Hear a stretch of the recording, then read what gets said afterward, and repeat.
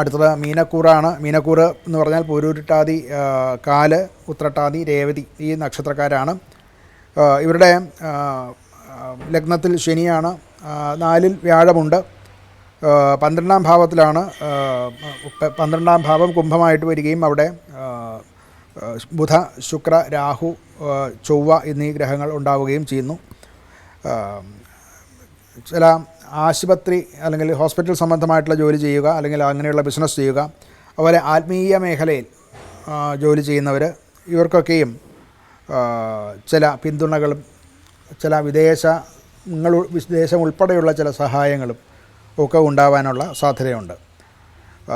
കഴിയുന്നതും കൂടുതലും നമ്മൾ ആര് എന്നറിയാത്ത സോഴ്സുകളിൽ നിന്നാണ് നമുക്ക് സഹായം ഉണ്ടാകുന്നത്.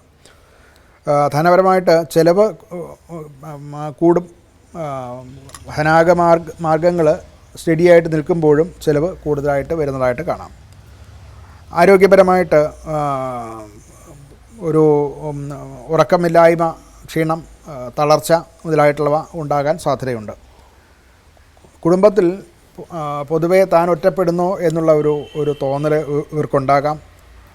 മറ്റു കുടുംബാംഗങ്ങളുമായിട്ടുള്ള ബന്ധം ഒരു ആരോഗ്യത്തോടു കൂടി അപ്കീപ്പ് ചെയ്യാൻ സാധിക്കാതെ വരുമ്പോൾ ആണ് ഇങ്ങനെയുള്ള ചിന്തകളും ഒക്കെ ഉണ്ടാകുന്നത്. അതുകൊണ്ട് കൂടുതലും കുടുംബത്തോടൊപ്പം ഒന്നിച്ചിരിക്കാനും അവരുമായിട്ടുള്ള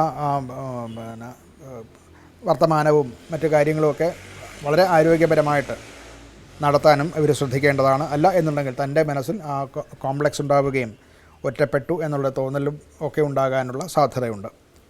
പരിഹാരമായിട്ട് നിത്യേന പഞ്ചാക്ഷര മന്ത്രം നമഃശിവായ എന്ന മന്ത്രം ജപിക്കുക. അതുപോലെ തന്നെ ആഴ്ചയിൽ ഒരു ദിവസം ഒരു സേവന പ്രവർത്തനങ്ങൾക്കായി മാറ്റിവെച്ച് അത് ചെയ്യാനും ശ്രമിക്കുന്നതും നല്ലതാണ്.